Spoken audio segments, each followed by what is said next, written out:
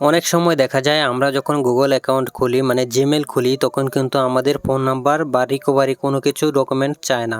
সেক্ষেত্রে আমাদের ইমেলটা কিন্তু রিস্কে থেকে যায়। আপনি যদি সেই পাসওয়ার্ডটা বলে যান তখন কিন্তু এই ইমেলটা আর রিকভার করতে পারবেন না। তাই আজকে সহজভাবে আপনাদেরকে দেখিয়ে দেব কিভাবে আপনারা যেসব অ্যাকাউন্টে ফোন নম্বর বা ইমেল চায় না পরবর্তীতে আপনারা কিভাবে অ্যাড করবেন। তার জন্য সর্বপ্রথম সবচেয়ে সহজ হচ্ছে গুগল স্টুডিও অ্যাপসটা ডাউনলোড করে নেবেন এবং ওপেন করে নেবেন। তারপর দেখতে পাচ্ছেন আপনাদের মাঝে এরকম চলে আসবে। তারপর আপনাদের চ্যানেল আইকনে সাইডে দেখতে পাচ্ছেন, এখানে ক্লিক করবেন।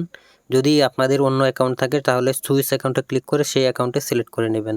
তো আমার যেহেতু এই ইমেলটা ঠিক আছে তার জন্য আমি গুগল অ্যাকাউন্টে ক্লিক করে দিব এবং দেখতে পাচ্ছেন আপনাদের মাঝে এরকম একটা এরর চলে আসবে, অ্যাড রিকভারি ফোন নাম্বার অথবা অ্যাড রিকভারি ইমেল। তারপরে আপনারা এখানে অ্যাড রিকভারি ফোন নাম্বার অথবা ইমেলের ভিতরে ক্লিক করে দিবেন। তো আমি ক্লিক করে দিচ্ছি। দেখেন, ক্লিক করে দেওয়ার পর আপনাদের মাঝে এরকম অপশন চলে আসবে। তো আমি এখানে ক্যান্সেল দিয়ে আপনাদের দেখাচ্ছি। এখানে দেখতে পাচ্ছেন কোনোটাই দেওয়া নাই, অ্যাডে রিকভারি ইমেল কোনোটাই দেওয়া নাই দেখতে পাচ্ছেন, এবং ফোন নাম্বারও দেওয়া নাই। তো এখান থেকে আপনারা দুইটাই দিয়ে নেবেন। তো আমি সর্বপ্রথম হচ্ছে ফোন নাম্বারটা দিয়ে দেখাচ্ছি। কলম আইকনে ক্লিক করলে এরকম অপশন চলে আসবে। তারপর আপনাদের ফোন নাম্বারটা দিয়ে দেবেন এখান থেকে। তো আমি আমার ফোন নাম্বারটা দিয়ে দিচ্ছি। এই ফোন নাম্বারে একটি ওটিপি আসবে, যেটা রানিং আপনার কাছে আছে সেই ফোন নাম্বারটাই দিবেন। ফোন নাম্বার দেওয়া হয়ে গেলে অনেক সময় ওটিপি আসে না, সেভ হয়ে যায় সরাসরি। আমি সেভ আইকনে ক্লিক করে দিচ্ছি।